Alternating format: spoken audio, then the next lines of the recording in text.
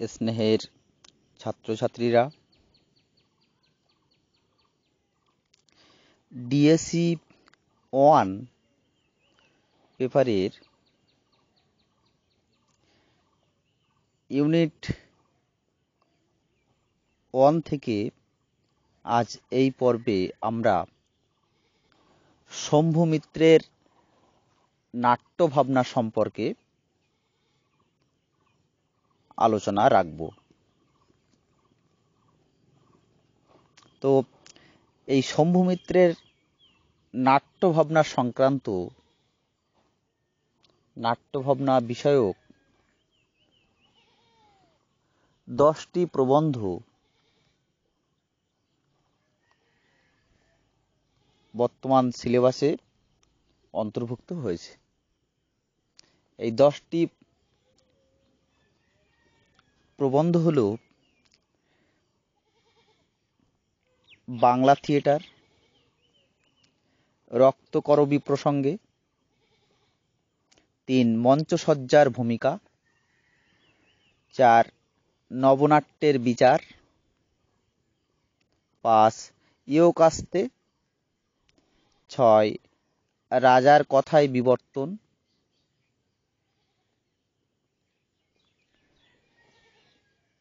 7 রক্তকরবীতে সঙ্গীত প্রয়োগ, 8 national theatre, 9 Bangla মঞ্চ ও অভিনয়ের বিবর্তন এবং 10 কিভাবে রবীন্দ্রনাথে পৌঁছানো গেল।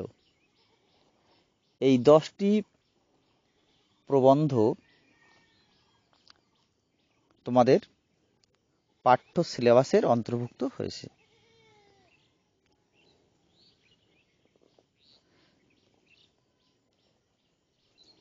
আজ আমরা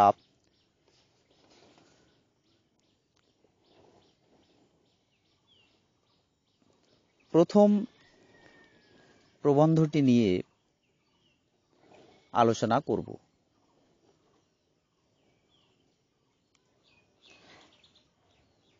এই বাংলা থিয়েটার প্রবন্ধটি রচনাকাল হলো 1951 খ্রিস্টাব্দ। বাংলা নাট্য সাহিত্যের ইতিহাসে শম্ভু মিত্র ছিলেন একজন অনন্য ব্যক্তিত্ব। তার নাট্যভাবনা, তার নাট্য চিন্তা, তার নাট্য গবেষণা বাংলা সাহিত্যকে মোহিত করে, বিমোহিত করে।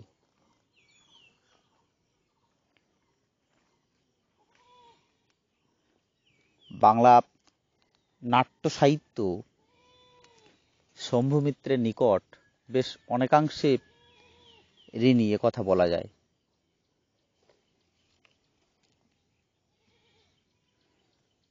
শম্ভু মিত্রের হাত ধরে বাংলা নাট্য সাহিত্য অনেকটাই সুজলা সুফলা শস্য শ্যামলায় বিকশিত হয়েছে, এ কথা বললে মনে হয় ভুল হবে না।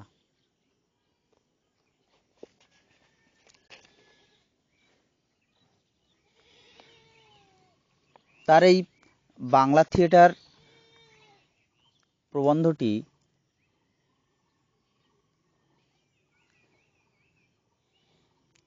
ঠিক ভারতবর্ষের স্বাধীনতার পরবর্তীকালে তিনি রচনা করেছিলেন এবং এখানে থিয়েটার সম্পর্কে, যাত্রা সম্পর্কে বেশ সুচিন্তিত মতামত তিনি উপস্থাপন করেছেন।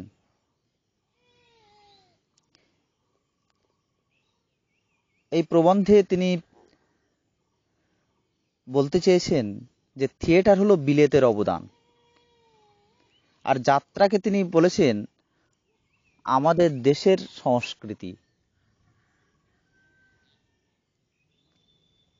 লেখক আরও বলেছেন, শম্ভু মিত্র আরও বলেছেন যে থিয়েটার বিদেশিদের কাছ থেকে ধার করা জিনিস হলেও তা ব্যঙ্গ বিদ্রূপের বিষয় নয়। হৃদয়ের নির্দেশ অমান্য করে জোর করে উল্টো পথে চলে আমরা প্রমাণ করতে চাই যে দেশাত্মবোধে আমরা কারো চেয়ে কম নই। আমরা দেশপ্রেমী, এটাই যেন আমরা জাহির করতে চাই।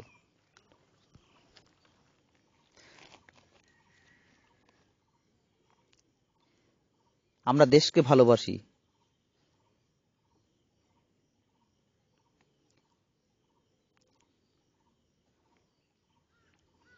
এই প্রচেষ্টা আজ পর্যন্ত সাধারণ মানুষের মধ্যে নন্দিত হয়নি।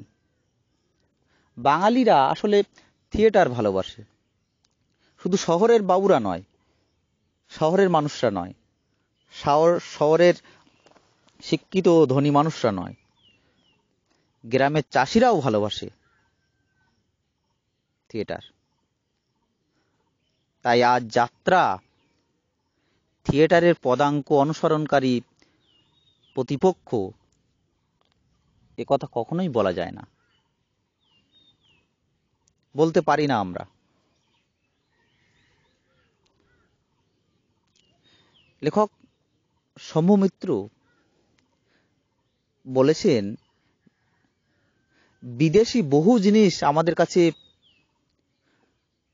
মুগ্ধকর, আমাদের ভালো লাগে, একথা সত্যি।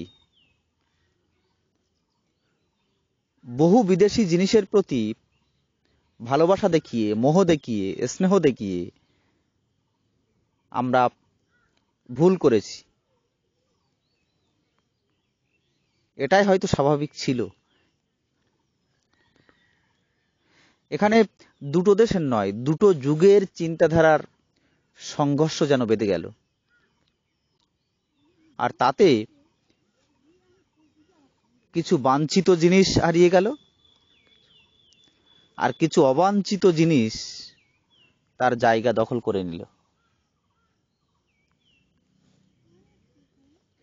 নতুনত্বের মোহে কিছুদিন লোক হয়তো খেলেও জিনিসে ভুলেছিল, মনকে হারিয়ে রেখেছিল, একথা ঠিক, কিন্তু তা বেশি দিন নয়।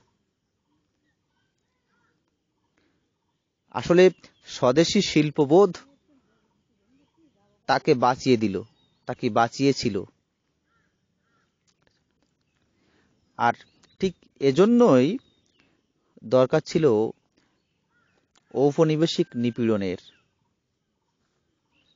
ঔপনিবেশিক অত্যাচারের, শোষণের এবং একটা দানবীয় শাসনযন্ত্রের।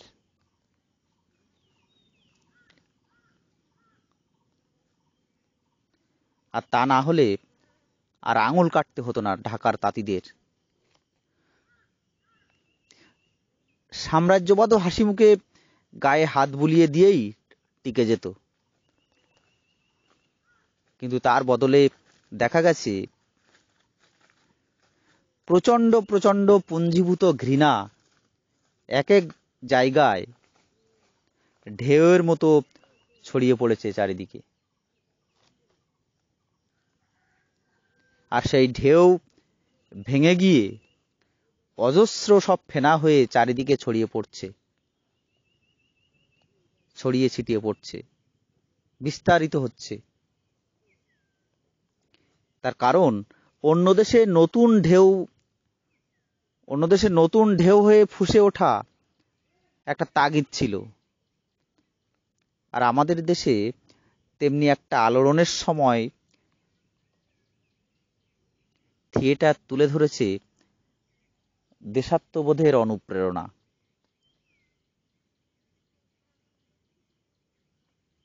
দেশপ্রেমের উৎসাহ। তখন নাট্যকাররা শিবাজিকে নিয়ে, সিরাজদৌল্লাকে নিয়ে, রানা প্রতাপকে নিয়ে আমাদের সমস্ত পরাধীনতার জ্বালাকে, যন্ত্রণাকে ভাষারূপ দিয়েছেন, অভিনেতা মূর্ত করে তুলেছেন। না হলে শাসকের কোপ, শাসকের অত্যাচারী দৃষ্টির সামনে, খুনি দৃষ্টির সামনে, গোড়া নীতিবাগীশদের নিন্দামুখর বর্জনের সামনে থিয়েটার কিছুতেই প্রায় ৮০টা বছর ধরে নিজের অস্তিত্ব টিকিয়ে রাখতে পারত না।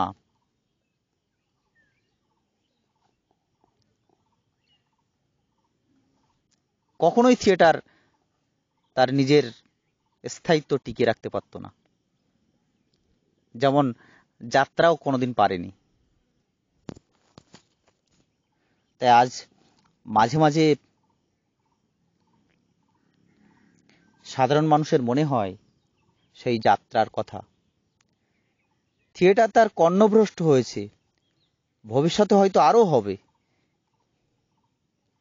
বিদেশিদের বিপক্ষ চালানোর সময় আমরা সবাই ঘরের লোক এক ছিলাম, কিন্তু আজ ঘরের লোকের মধ্যে গন্ডগোল লেগে গেছে, ঘরের লোকের মধ্যে ঝামেলা বেঁধে গেছে, দ্বিখণ্ডিত হয়ে গেছে। দর্শক অসহিষ্ণু হয়ে উঠেছে, ভাবছে যাত্রার পথেই একমাত্র মুক্তি, যাত্রাই হলো একমাত্র পথ।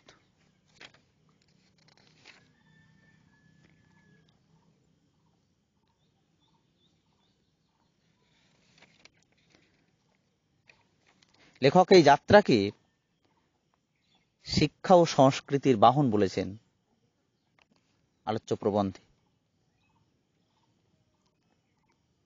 যাত্রাই হচ্ছে একমাত্র পথ যেটা দেশের শিক্ষাকে, দেশের সংস্কৃতিকে বহন করে নিয়ে যাবে।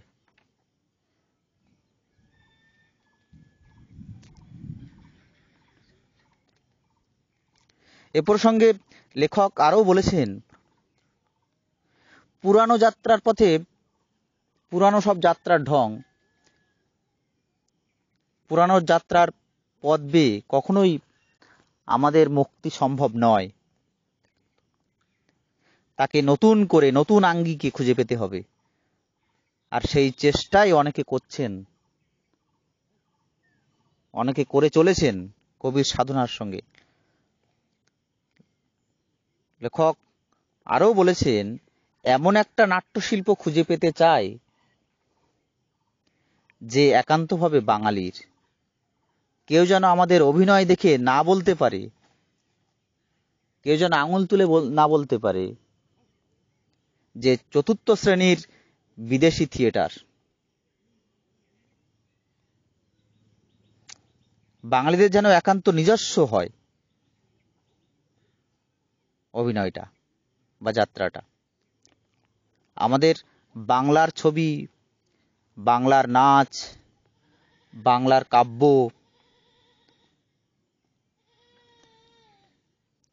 এসবই যেন সেই নাটকের, সেই নাট্যের যেন প্রাণ সৃষ্টি করে। বাংলার ঐতিহ্য, বাংলার স্পন্দন,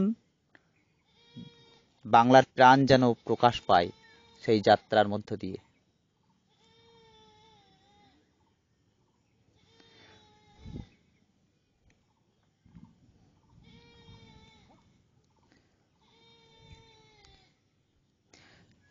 তাহলেই হবে আমাদের যাত্রা, আমাদের বাঙালি থিয়েটার। রবীন্দ্রনাথের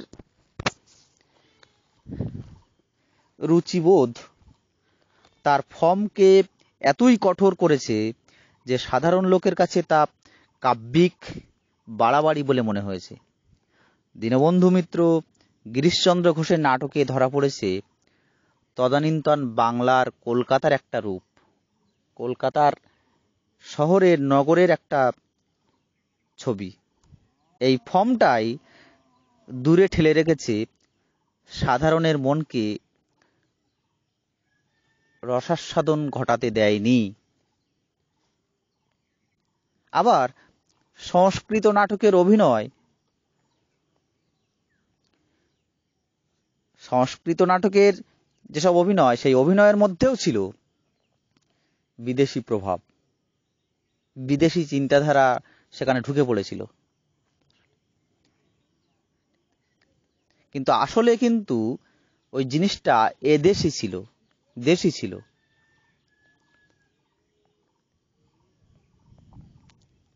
যেমন উদাহরণ হিসেবে বলা যায়, রাজা রথারোহণম নটয়তি। রাজার রথে চড়া দৃশ্যটি না দেখিয়ে তার ভঙ্গিমাটাই দেখালেই দর্শকরা বুঝে যেত যে রাজা রথে চড়ছেন। রথের আর প্রয়োজন হতো না, আবার ঘোড়ারও প্রয়োজন হতো না। কেবলমাত্র অভিনয় করে দেখালেই কাজ মিটে যেত। চীনে, জাপানে, আরও সব নানা বিদেশে এইসব রীতি বেশ ভালোভাবেই চালু আছে। আমাদের দেশেও গভীরভাবে প্রকাশের শিল্পরীতি ছিল। যথোপযুক্ত ব্যবহারের অভাবে সেগুলো আজ মৃতপ্রায়। তাই আজ আমাদের সেগুলোকে পুনরায় জীবিত করে তুলতে হবে, সেগুলোকে কাজে লাগাতে হবে। সেগুলিকে ফেলে রাখলে চলবে না। কাজের মাধ্যমে তাকে গড়ে তুলতে হবে, সংস্কার করতে হবে। ইংরেজরা যখনই দেশে উপনিবেশ বিস্তার করতে আসে, তখন তাদের মধ্যে একটি সমাজ বিবর্তনের ঐতিহাসিক আইনের প্রগতি দেখা গিয়েছিল। কিন্তু সেই উপনিবেশের মানুষগুলো যখন কঠিন হয়ে ওঠে, বিশেষ করে বিদেশিদের বিরুদ্ধে কঠিন হয়ে ওঠে,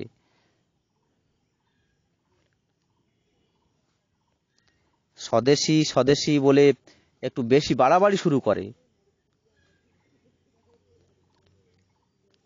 তখনই তার মধ্যে আছে একটা প্রগতির ইচ্ছা।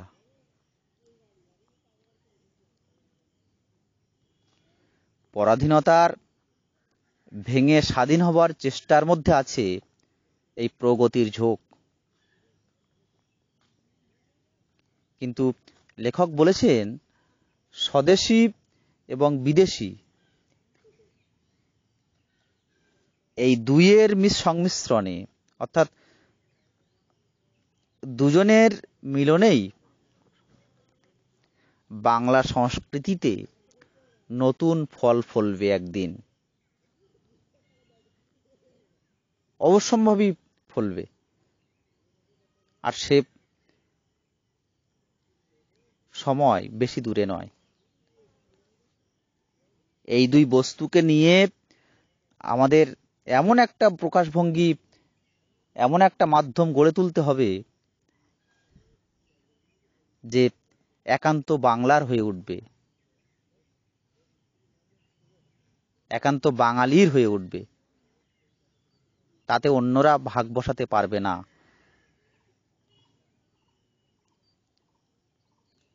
আর পরবর্তীকালে সেটি হয়ে উঠবে চিরন্তন। সে তখন আর বাংলার নয়, সমগ্র ভারতবর্ষের থাকবে, ভারতবর্ষের সংস্কৃতির হয়ে থাকবে। তারপর পৃথিবীর দিকে দিকে ছড়িয়ে পড়বে, সারা বিশ্বময় ছড়িয়ে পড়বে।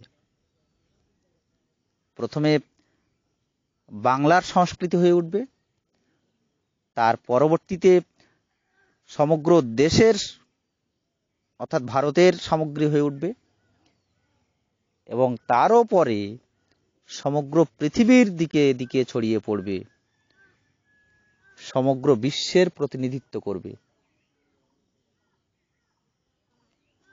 বাংলা থিয়েটার প্রবন্ধে সৌম্য মিত্র